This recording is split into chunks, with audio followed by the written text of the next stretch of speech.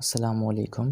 آج کی ویڈیو ہماری نئی جنریشن کے لیے ہے، کیونکہ ہم لوگ یہ تو جانتے ہیں کہ کون سی نئی مووی کس ڈیٹ کو ریلیز ہونے والی ہے اور کس فلم سٹار کی کیا ہسٹری ہے اور اس نے کتنا سٹرگل کیا ہے ایک سکسیسفل فلم سٹار بننے کے لیے، یہاں تک کہ ہم امریکنز اور دوسری نان مسلم کنٹریز کو اپنے آپ سے بہتر سمجھتے ہیں۔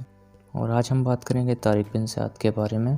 یقیناً ہم میں سے بہت سارے لوگ طارق بن زیاد کا نام پہلی بار سن رہے ہوں گے، یا تو بہت سارے لوگوں نے نام سنا ہوگا لیکن ان کے بارے میں کچھ جانتے نہیں ہوں گے۔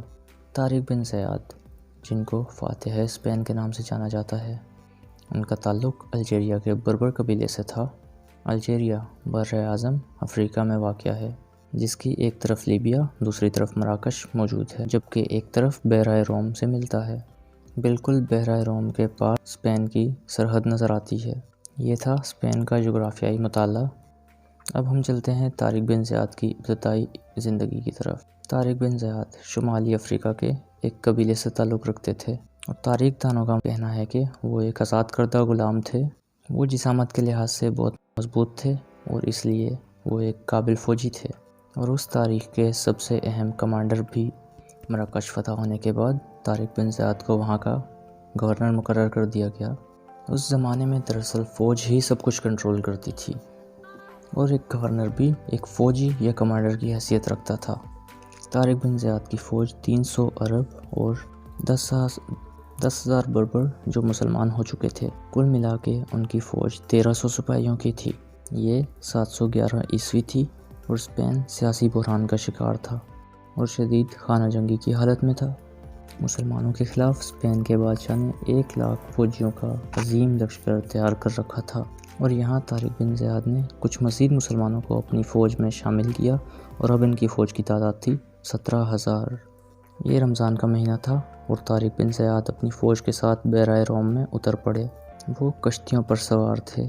وہ بڑی تیزی سے سمندر کی لہروں کو چیرتے ہوئے بحیرہ اسپین کی طرف پیش قدم تھے۔ اسپین کے ساحل پہ بادشاہ اپنے 1,00,000 کے لشکر کے ساتھ مسلمانوں کا انتظار کر رہا تھا۔